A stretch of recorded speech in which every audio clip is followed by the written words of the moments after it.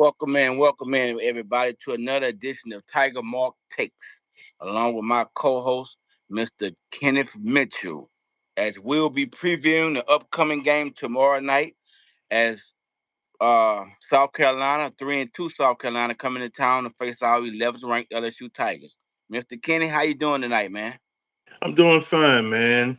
Got finished a good work week this week, and time to top it off and cap it off with watching our Tigers tomorrow night, man, 6:45 p.m. against the South Carolina Gamecocks. Let's go. Hopefully tomorrow, man, we will come home. We already at home. Hopefully tomorrow we will have a victory. Right. Exactly. Let's just get that out. We get that cleared up. The fans, we are excited about tomorrow, and we expect nothing less than a victory. You had 2 weeks to prepare for South Carolina. There's no excuses. It's time to go. I don't want to hear anything about the coaches have to coach better. Brian Kelly saying he has to coach better. You know what you have to do. Let's go out tomorrow and handle our business. We have a lot on the line, a lot at stake tomorrow. Because if we lose tomorrow, there's 2 losses in the SEC. So, what are your thoughts about going into tomorrow's game? Just like you said, couldn't say it any better than that, man. They got to come out guns blazing. I mean, from offensive perspective and defensive perspective, but the offense, I would have to say, have to set the tone for our defense because our defense as of right now is our strength. So Right, the offense has to be, it has to really set the tone. Being consistent, running the ball. The pass offense got to be consistent, throwing the ball, and the receivers have to catch the ball. And not dropping passes, and not having Nussmeyer inconsistently throwing into 2-man, 3-man, 4-man coverages. You got to be smart with the football when you're dropping back to pass too. You right, know what I'm saying? So you just the offense got to set the tone in my book. right. I'm going right off the rip right now, and I think the offense should set the tone for our defense because It's that's where it starts for me. it's been a lot of excuse me, it's been a lot of mixing and mingling along the offensive line, and we talked about this earlier in Mhm. this season. You recruit guys to come to LSU to play, Yeah, not to sit on the bench. You get no right. experience by sitting on the bench. You get experience by playing in the game. And I see they did some adjustments along the line of scrimmage. We're going to have some freshmen playing tomorrow. Hopefully, those guys can stick with one unit and let this unit I agree. gel together. The only way you're going to get consistent play, these guys got to know each other, man. They got to trust and believe in each other, man. This is Right. the offensive line is a group thing. It's not one individual player, No, you it's a know. group. So whoever you're going to go with, man, you got to give those guys time to gel. Go with whoever you're going to go. You're starting five tomorrow, and give them time to get accustomed to one another, and go from there. Maybe then we could get the run game going a little better in the right direction. What do you think about that? Yeah, I've heard that they've been debating that it could be Curious Kern or Colin Eccles starting at either at left guard, either one of those two. I've been Right. hearing quite a lot though. The emphasis has been more on Kern because Mm, of his strength and his power and his athleticism to move off blocks and I mean to get blocks out of the way for to opening holes and things like that. In other words, they're saying that he's more athletic right. than Eccles, and he has power. So I mean, I've been hearing that a lot. But if it's not him, they're saying like maybe it could be Eccles, but it's like Right. it's probably more on Kern. But we'll just have to see tomorrow night and find out. Well, tomorrow night around this time, the game will be going on, and I'm not too sure about it, but I'm expecting a sold out crowd tomorrow night. I know the fans will be rocking. They will make it loud for South Carolina to hear on offense. The student section will be rocking, doing their job. But again, LSU must come to play. Tomorrow, as far as I'm concerned, tomorrow is week 0. Tomorrow starts the meat of the SEC schedule. There's no looking back now. It's all systems go. You know, we discussed this about Garrett Nussmeyer, and The thing is, a lot of people are speculating that Garrett Nussmeier is hurt. So we're going back to this again. I hate to be the dead horse, but again, if Garrett Nussmeier is hurt, why is he on the field? I really believe, Right. I really truly believe, and I'm not just saying it, but I really truly believe in the bottom of my heart that Van Buren will make a difference. He sure You would. tomorrow, you know what you're going to get in South Carolina's defense. Yes. You know that front five, man. Whatever defensive scheme they come out and play, it's going to be hard for us to block. You know, so I would just try to ignite a fire up on the offense, man, and I would hope, which I knew is not going to go this way, but I would just hope to see Van Buren on the field sometime tomorrow. I would have to agree with that because I mean, Some under the kind of, I hate to cut you off, man. If it's no more than a few package plays, get him in the game, get the young man involved. He can be the difference maker tomorrow night. yeah, I'm sorry, yeah, man. I'm sorry. Go ahead. you're good. You're good. To piggyback off of what you're saying, having Van Buren coming in, he will definitely bring a spark. You definitely need a spark, especially Right, at the quarterback position. You're not getting right, it right now with Nussmeier, with his inability to consistently make plays, whether it be by throwing or running or just trying to get the ball to the receivers or the tight ends. You're not getting it right now with Nussmeier. I'm not trying to say that I'm totally giving up on Nussmeier because I really hope that he is back tomorrow. right. Despite hearing the things about him being injured and so forth and all of that. But I really hope that he bounces back tomorrow night and be the Nussmeier of old. We would Right, like to see that. But I mean, right. all the way up to this point, I mean, he's been inconsistent. People say it's been the defenses that he's been going against and things like that. For me, I find that hard to believe because this quarterback last year has thrown for over 4,000 4,000 yards yards. last year and Right, over 20 plus touchdowns. So right. I'm sure that these defenses that he's going up against now is not nothing Hasn't he seen. hasn't seen before. You know what I'm saying? So a lot of people are saying that now. I disagree with that. In my opinion, what I'm saying, I think he is hurt and Right, it's hindering his play. Um, and it's causing him to make plays that he shouldn't make. right. I think that's what it is. So hopefully tomorrow night, hopefully he overcomes that, and we get to see the Nussmeier of old from last Right. year that make plays in the passing game.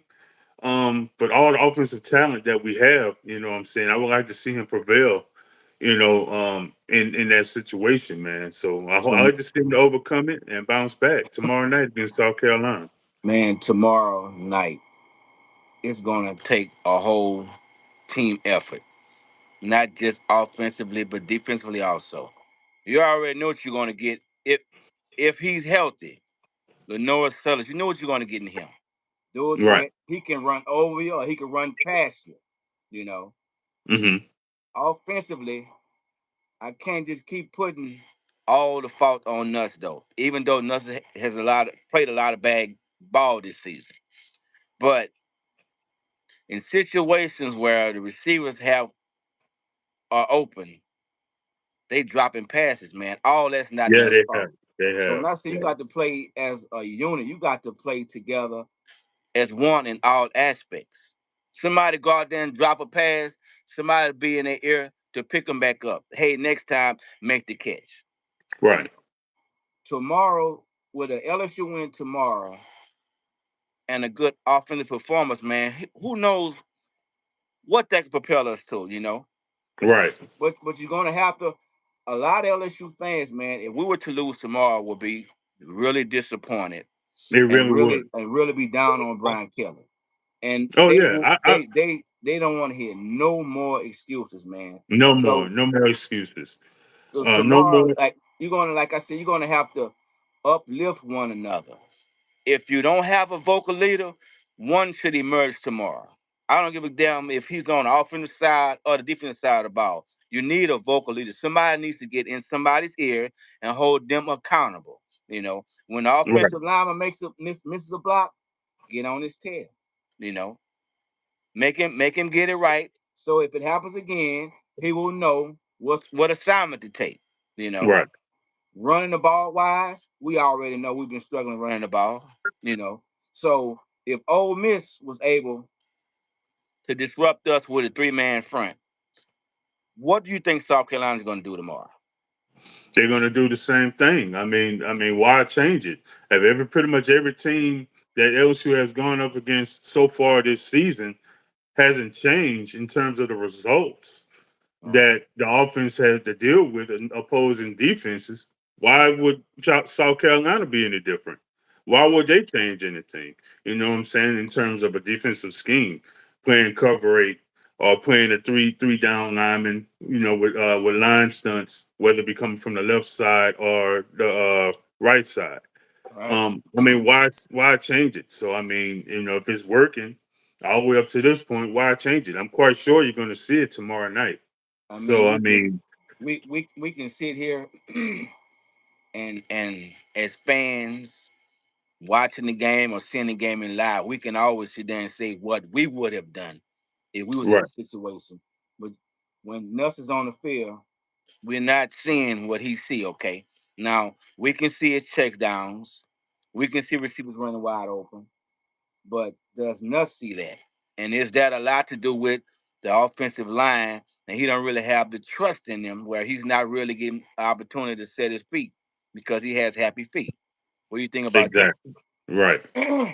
Um, the defense got to maintain discipline. Wait. I'm sorry, I got Talking things about mixed up. Nuss and the offensive line, him having happy feet and stuff, and do you think that's the reason why him not having trust in the offensive line may cause him to kind of like panic in the pocket a little bit? He is, and I think still, I have to contribute to why he's feeling that way. Is because he's hurt, and I No also trust. know that from what I've looked up, I'm not going to mention anything in specific, but from what I've looked up, when the LSU offensive line has maintained protection for Garrett Nussmeier, has protection now. You just mentioned the point that he gets happy feet, Right. and he'll throw the ball a lot quicker than he's supposed to when he has time, Yeah. and he get rid of the ball quicker Yeah. and when he than when he's supposed to. In terms of when he's not supposed to. In Right. terms of that's why the play's been inconsistent when that happens on his behalf. So Right. it's kind of like been twofold with him. I'm like, if you don't time yourself, because all the quarterbacks have a clock built in their mind that you have to get to get the ball out within what 3 to 4 seconds, something like that. Right. He's been getting the ball out half of that time. Right. And it's mostly because he's already on a run, thinking that he's about to get hit. And I think that's something contributing to that potentially because of his injury for one. And people may say, "Well, it's the offensive line." Well, there have been times where, like I said, that the offensive line protected him, and he didn't have to get rid of the ball when he was being protected a lot quicker than he's supposed to.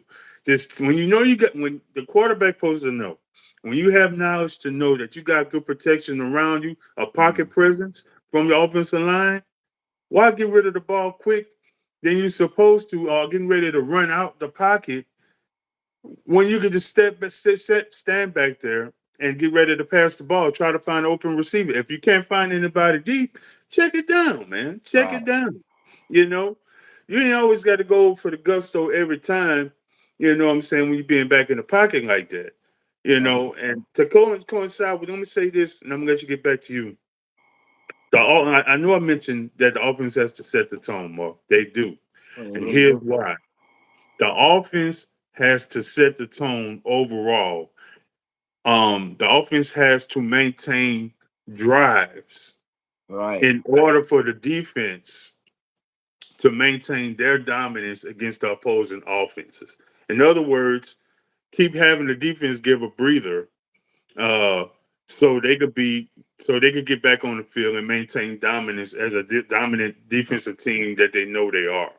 The Right. offense is key to me, man. The offense is key. I know they have their problems. I know they've been having their issues, with the inconsistent play with how Nussmeier's been playing and throwing the ball and the receivers dropping passes, and how Right. the offensive line has been uh, inconsistent in terms of run blocking and inability to run block, and sometimes in some situations, an inability to pass block at times. But the offense, crazy as it sounds, Mhm. still have to sustain drives in order for our defense to maintain dominance. Right. And to go with what you said, man, we cannot have what we had against Ole Miss. And a lot of people going to say, "What good defense?" LSU gave up a lot of yards against Ole Miss, but here's the true hard fact about that: LSU's defense is as talented as it has been in years. LSU gave up a lot of yards last week for last against Ole Miss. True, but LSU defense was on the field a long time. It's Those because guys, it just those guys were gassed, man. it's And because what I just mentioned. Yeah. right, and it's a no brainer. If any of our LSU fans watching, y'all comment, subscribe. Any one of y'all think we have a shot to win tomorrow at home or on the road? And if the defense plays like it plays and the offense doesn't give us anything, who don't believe we were going to have the same results as we had against Ole Miss? So it has to be a 165-degree turn for that defense. I mean, for that offense to help carry this defense. The offense has to help the defense, not just tomorrow, but moving forward. And like I said, that starts with chemistry, man. That starts by units gelling together. Think about this: the high expectations we had for Chris Hilton. Chris Hilton came on pretty good at the end of the season in the bowl game, but it's like he's disappeared. And I'm not going to put all the blame on Nussmeier. LSU receivers have to start running better routes to get open. I You agree. know, Yeah, I they know do. when you have a dual threat quarterback, he can run and throw. But a lot that helps a dual threat quarterback, you have receivers on the same page, Kenny, that has the understanding to come back to the ball, break the route off, and come back to the ball. Not Right. keep going downfield or running across the field. Break your route off and come back to the ball. You know. Exactly. So Chris Hilton has really, to me, been a non-factor in this game. So somewhere along the line, he is going to have to step it up. So is Caleb Jackson. I questioned this early in the season. I questioned this last season, and I'm going to ask you this: how much longer do you think Caleb Jackson will remain at LSU? A lot of people say after this season they think he's gone. He hit the transfer portal. What are your thoughts on him? I would have to say I agree. I think after this season he will transfer. Um, it's I don't want to say anything, what I'm saying, that, overly negative about it, but I mean Right.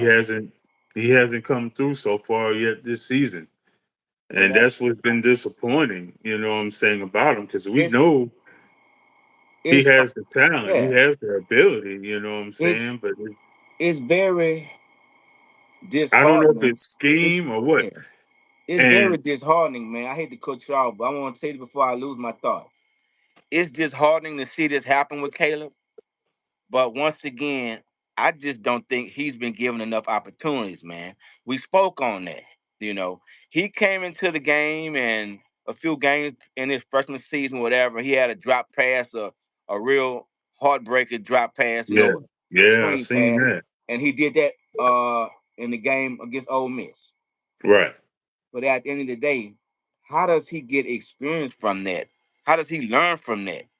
Not in practice. He can go out and catch every ball in practice, but when those lights come on, he can drop everything. right. It just It turns comes off. from And I hate to use that yeah. term, It comes about from him, but experience, man.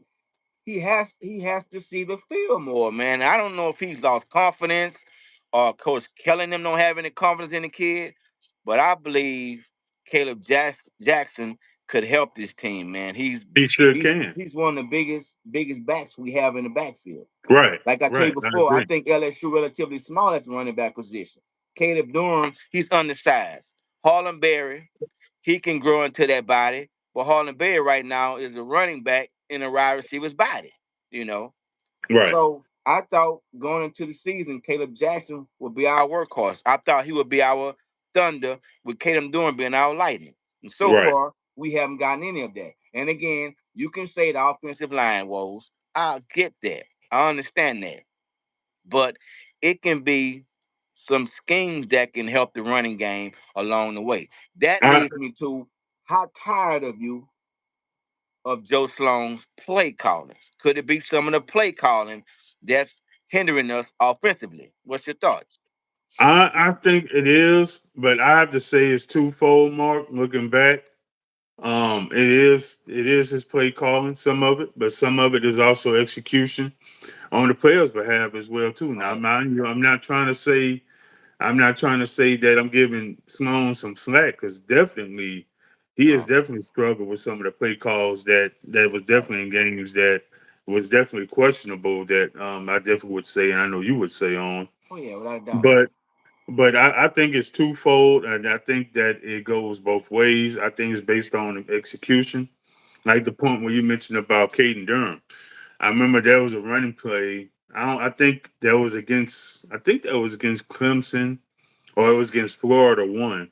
I think it might have been Florida, where he was posted. He was, and they was in the shotgun, Mhm. and Nussmeier handed it off to him where the run was designed to go left, and just as the hole was developing, the line was developing the hole. You can see the whole design Yeah, going to the left, and soon as it was just developing where he was supposed to go, he didn't go. he cut back to the right and Right, too soon, and he avoided the hole and cut back to the right and didn't really get much in too many yards. I'm like, cut right what back is he doing? into pursuit is what he does. Is what he Right. does. He's not giving So the offensive line enough time. So go ahead. Yeah. yeah. So to your point, like what you already mentioned about him and what he has to do, what it seemed like to me, and I'm quite sure you will notice it too, what he has to do, he has to show patience and let the whole develop, give the whole time, the offensive line time to develop the run through the hole once it's developed. And then when he has to see it as he Right. goes. I know he got vision. I know he does. Right. But he seems like he's been going a little bit impatient and thinking that he'll get it here instead of there, Right. but that instead of there that's developing, you gotta let it give it time. You gotta show patience to let it develop in order to hit it. You Right. know what I'm saying? So if he show patience, through his situation and how to run the ball, I think he'll be all right. I think he just needs to work on his patience Right. ability. Right. So we've been talking about the offense. Tomorrow, the defense again has a big challenge in stopping the Noah Sellers. Okay, and on the outside, I think the receiver name is Nick Harbor. He's a Yeah. monster too. He's a Yeah. Big beast. big You wide know. receiver. So LSU tomorrow defensively they're going to have to play fundamental football. They're going to have to play assignment football, and they're going to have to maintain and stay in their gaps. Okay, because once again, when you're going against a dual threat quarterback, he has a tendency he can break down the defense by scrambling, and the secondary can only cover for so long. You know, that's why I think Van Buren athleticism would help us along the way, being a dual threat quarterback, and some of the schemes and things we probably could run tomorrow against South Carolina. Right. And to that point, like you just said, scheme and implementing him in this type of offense. A lot Right, of people are feeling like to the point like, man, Nussmeier don't really fit in this seem to be off this offensive scheme right, when it pertains to running the RPO. Because like when they see him doing the RPO, like he do a fake handoff and like he about to run it, or he yeah, hands it off to the running back out that position, nobody's fooled because yeah, they know Nussmeier's not going to run it. yeah. Hurt, RPO. When we run that, yes. are you kidding me? Like the defense, like, come on Yeah, now, man. You yeah, you know you're not gonna run it, so it's a no brainer to the defense that the key on the running back. You know, quarterback's Exactly. not going to keep the ball. So I mean, until you got a guy that's in that position to do it, the Mhm. defense is not going to be fooled. So why even run something like that? Right, You right. know what I'm saying? So I mean, just change it up within the offense to get the offense going. You know, run like an 11 personnel with a single back or I formation run with two wide receivers on the one on the outside on each side, Mhm. two a tight end to the right or a tight end to the left, or maybe two tight ends and a wide receiver, stuff like that. Mix it up. You know, kind of Right. get out of that kind of game just to get the run the game going and maybe perhaps the passing game going as well. Well, if you were Brian Kelly, you were LSU head coach. First of all, if it was me, then I'll let you have the floor. If it was me, since I'm starting Nussmeier, I'm like, okay, I'm gonna start him. Hurt or not, I'm gonna start him. Hmm. How long of a leash does you give him? If he comes out tomorrow and he misfires on some throws and miss some wide open guys, not if they drop the ball. I'm talking about missed throws, underthrown balls, balls thrown behind the receiver. Me myself, I will give him at least 2 series with the ball. And if nothing gets going, I would insert Michael Van Buren. What's your take on that? Man, that's a great take. I like that take.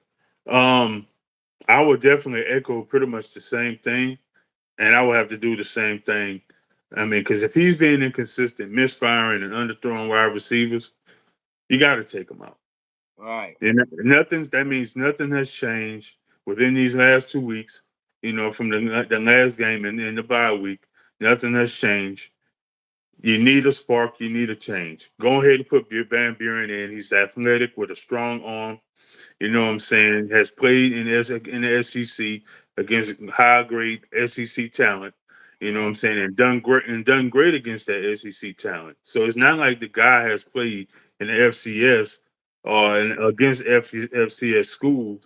You know what I'm saying? The guy has played against top notch talent. So he's not going against. He's not phased about what he's going up against. You know what right. I'm saying in terms of against other opposing teams in the SEC. So he has experience. I don't know why Brian Kelly is holding this guy back. I It's mean, if you brought him in just to hold him back in a right, situation like this, what's the sense of bringing him in for? You know what I'm saying?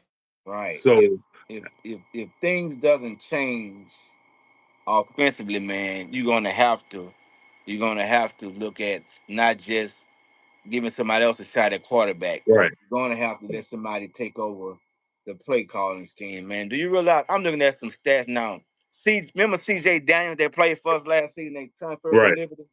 right. CJ Daniels is now at Miami. Okay. Mm-hmm. Mm-hmm. And he's having a monstrous season, man. Okay. Listen at this. CJ Daniels has 5 receiving touchdowns at Miami already this season. So does that mean Carson Beck is a better quarterback than Garrett Nussmeier? Okay. His career at LSU, CJ Daniels had 42 receptions for 480 yards, no touchdown. But he has 5 already at Miami with 23 receptions and 269 yards receiving already. So again, how much of this is scheming? How much of this is play calling? Or how much of it is Miami is scheming him open? And if that's the case, why can't we seem to scheme the likes of Chris Hilton Jr. open or Aaron Anderson open?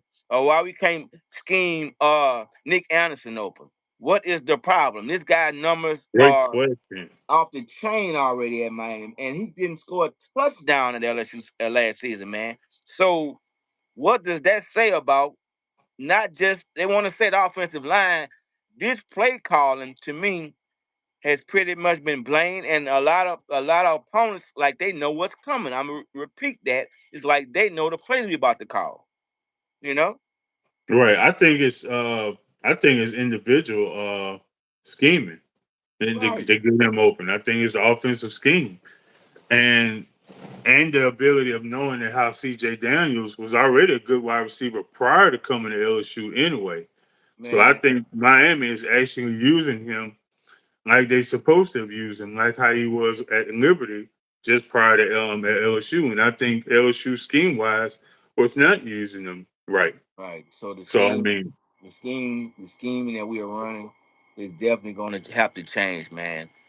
Again, think about this. We had Les Miles as head coach at LSU, right? mhm, right. We had Ed Orgeron, even though Ed Orgeron had that brilliant offense coordinator in Joe Brady. But at the end of the day, if when we hired those guys, and if somebody was to tell most of the LSU fan base that both of those coaches would win a national championship, you'd be like, no, ain't no way. But yet and still, here's Brian Kelly going to his fourth season. even Hmm. though even though Orgeron left the program in a dumpster fire, he's in his fourth season. A lot of people have given up on Brian Kelly saying he's not the coach. I myself said it was a no-brainer that we would get one with LSU with Brian Kelly as head coach, if not two. I'm not giving up on Brian Kelly, but Neither am I. do you think moving forward, let's say tomorrow the offense goes out, we win the game, but the offense goes out and lay an egg, and the defense carry us. Do you think possibly there could be any mid-season moves? Or he'll wait till the end of the season? I asked somebody if they said, well, no, he wouldn't do anything in the middle of the season. He'll wait till the end of the season. But I'm really thinking, man, somewhere on the line, you keep getting embarrassed like you are on the play calling, the scheming, the offensive line, Woes inability to block. You will be called out, and that's embarrassing to him. So do you think he could make a move possibly mid-season, and not just to you, to all our viewers and fans? Y'all comment on that on that and let me know what y'all think. Go ahead though, man. I really believe. Well, to that point, he kind of already was mentioning that, like Van Buren took first team reps and so Mm, forth within the bye week and so forth, and this what gets me too. Um, Within the bye week, Garrett Nussmeier was not practicing, but he was practicing in terms of throwing with a towel. With a towel, you hear me? yes, indeed. Within the bye week. And I'm thinking, I'm like, wow, With a towel. you're Okay. throwing with a towel. Brian Kelly said it just to keep his throwing motion going and so forth and all of that. But you know what that tells me, Mark? I know I keep preaching and saying this like I'm beating a dead horse and so forth, all of that. But that only still tells me if your quarterback is doing this at this point of the season, he's hurt. Right. So with that being said, though, I'm not trying to harp on that in terms Right. of saying that it's just that. But at this point of the season, you should be throwing a football instead of a towel. Yeah. Right. And if you're doing that within doing that within last week to this week, Right.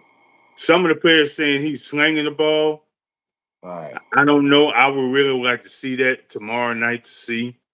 I think they were just really saying player speak, really. They're not going to go the other way around and say, well, he's only just doing the such and such and such and such. Of course, they're not going to say that. They're going to say something like nothing's wrong and stuff like that. Just as what the coach is saying, Brian Kelly. But Well. hold on. I'm almost done.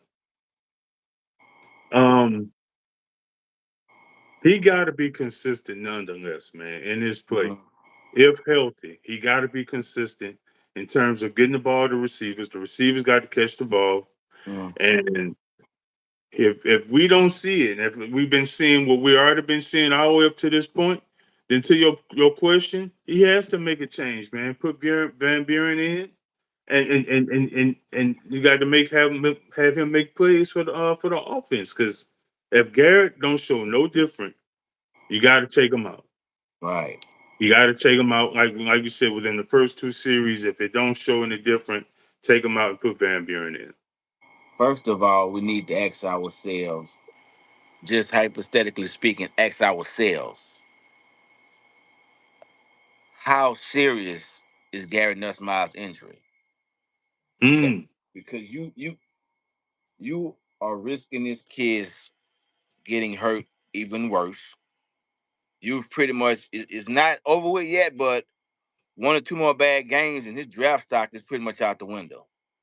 Right.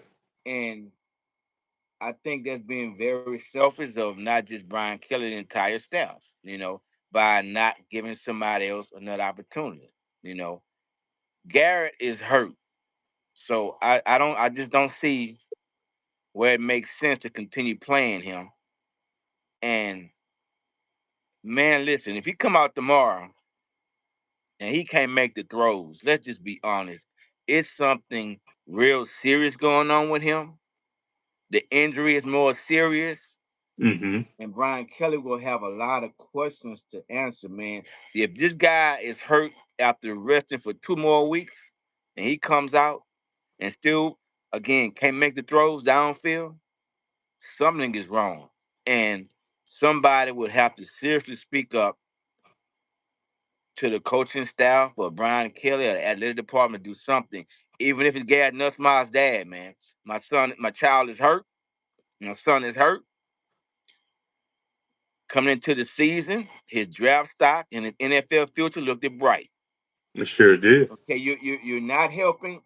Not only are you not helping my kid, you're not helping the university. Okay, so Right. rest him. And I keep telling you, man, I just truly believe this, man. If I'm not a gambling man, I'm not a betting man, but I just know Van Buren would ignite a fire up under that offense. I I mean, agree. it's the writing is on the wall. It's a no brainer. And to my viewers, whoever watched this, get a chance to go over our podcast, this particular one here, y'all give me y'all thoughts on what me and Kenny talking about. Do y'all believe us that Van Buren could make a difference with LSU offensively Yeah, moving let us forward? know, LSU fans, and let us know what y'all Yeah, think on he, that. he he doesn't even have to take over the starting position. If Nussmeier is hurt, give the guy a go. And if he can get you 2 or 3 SEC victories, man, while Nuss rest, that could help us a lot. You know, Exactly. Exactly. the SEC grind is tough enough. Let's say we go on the win streak and make the playoffs. You talking about the playoffs, so you still gotta redo this whole thing over and over again, man. The Right. SEC Exactly. gauntlet plus the playoff gauntlet, so he's gonna need some rest regardless. You know, and again, I go back to it's a no-brainer. Nick Saban, when he recruits you to play. Nick To Saban play. didn't have a damn problem with, okay, you a senior. If you're a senior, he didn't give a damn. If you're not playing, you're gonna sit on the bench and he's gonna put a freshman in, a sophomore, a junior, whatever it takes for his team to win the game. You Right. know, Exactly. and Brian Kelly, he just have to have. If he doesn't have it, he have to develop that mentality, man, and think about the money the university spent on this roster this season. You don't know. I'm not saying they won't, but do you think LSU will have 18 million, 20 million to throw around next season for the same thing to happen? Come on, man. No. I don't think so. No, not Man, at all. there's no way in hell I'm giving up on my Tigers. We never will. Listen, I can talk about it till we are both blue in the face. We already know what needs to be done. Okay, we know it needs to be done. The thing is, I'm gonna let you have the floor. Do you think we can beat South Carolina tomorrow? Now we already know the turnover, how important that is. Turnover is important in any division. I don't give a damn if you're playing pee wee football. Turning the ball over is a no-no. Winning the turnover battle is a big plus. But do you think this team as a whole have the mentality and mindset to have to do what it takes tomorrow to beat South Carolina? And do you think that offensive line that he runs on the field tomorrow, they can keep that same five and let these guys gel and we get a Mhm. damn running game going before the season is over? What's your thoughts? I think they can, Mark, but it goes back to like what I was saying earlier. It's going to be predicated on how the offense sets the tone. The Right. offense is going to have to make plays, man. I know that sounds easier said than done, given how the offense has been playing this far. Right. But Garrett, it start with Garrett Nussmeier and how he has to play, and then the offensive line has to show their ability to run, not only consistently pass block, but most definitely run block in order to get the running game going. You Right. want the offense to set the tone for our defense, so our defense won't get tired. If our offense won't set the tone in terms of sustaining drives and scoring touchdowns, not field goals, but touchdowns. Right. LSU definitely, if they can do that, they can definitely win the game tomorrow night. You know Okay. what I'm saying? And that's how it has to be set. That's how it has to go. And Right. it's gonna all be predicated on what the offense can do, man. Because if the offense don't set the tone and don't sustain drives for our defense, the same thing is gonna repeat itself, just like our first loss against Ole Miss. Right. Okay, well we at the point now we're gonna do predictions because look like I'm about to lose you because this my battery is about to go dead in the future. So we're gonna get this in as quick as possible. And again, I Okay. thank you guys for tuning in. I'm gonna let you have the floor. So tomorrow, give me your keys to victory or the player to watch and give me your final prediction. My keys, it goes back to what I already been preaching and harping on within since the beginning of this video. The offense has to set the tone. They have to sustain drives in order for to set up our defense to maintain its dominance Mm, against the opposing team's offense. right. Um, my player of the game, um, I will have to say, Mansour Delane at cornerback. I know it may seem odd because but I think he's going to make some plays. I think he's going to get us. He's going to intercept Lenore Sellers tomorrow night. So Right. I'm gonna have to go Mansour Delane for my player. And my prediction, it will probably be, no, it's gonna be, I would say, There you go. LSU 38, South Carolina 17. That's a good prediction. I'm kind of leaning in that direction myself. So here's what I think. Tomorrow is a big game, no doubt. Tiger Stadium, sellout crowd. I Mm-hmm. think South Carolina, and I'm not just saying it because I'm a homer, but I think South Carolina runs into something tomorrow that they didn't see coming. I'm not going to say what the running game going to do. I'm not going to say what the defense is going to do. I just trust enough again in Brian Kelly that they'll have those guys ready to go. But it's also going to take a vocal leader. So I'm looking, first of all, I'm looking to see a player on LSU team tomorrow take charge and be in somebody's face when they screwing up. And the player I think will have the most significant impact, I believe, is Harold Perkins. I believe tomorrow Harold Perkins will be disruptive. I believe Blake Baker knows, unlike last week, Blake Baker knows you're going to have to scheme Harold Perkins all night. Harold Perkins is going to have to spy Lenore Sellers. It's a Yeah, no-brainer. yes, he's gonna have to So be the spy. it's no doubt in my mind that Blake Baker will have Hal Perkins lined up all over the field, and Lenore Sellers will be looking for him, not knowing which direction he's coming from, and that's Mm-hmm. going to give us some opportunities to make some big plays on defense. You know, I can't wait to see how this offensive line does. Like I said, once again, I don't give a damn who they bring out there, they eventually going to have to settle with somebody, man. This is the offensive line. This is not the quarterback position. This is not the running back position. This is the most important part of your offense. If the offensive line doesn't go, the running game and no other game goes, right? So Exactly. you're gonna have to whoever you play, they're Exactly. gonna have time to start playing together, you know. And so with that being said, man, I really believe LSU comes out tomorrow and handles their business. Now, due to the fact that Lenore Sellers is so darn athletic, I don't know if he's 100% yet, but that's why I'm giving South Carolina a little bit of the doubt, benefit of the doubt, because of his ability to create and extend plays. So, but I'm still going my Tigers. I think we will get the job done tomorrow. And when the dust settles, I think LSU prevails by the final score of 28-21. That's my thoughts, and I'm sticking with it. So I like once that too. again, I thank y'all guys for tuning in. And my name is again, I'm Tiger Mark, along with my co-host Kenneth Mitchell. I thank y'all guys for tuning in. I would like y'all to like, comment, subscribe to our channel. And at the end of the day, you already know what time it is. Go Good. damn Damn Tiger. Tiger.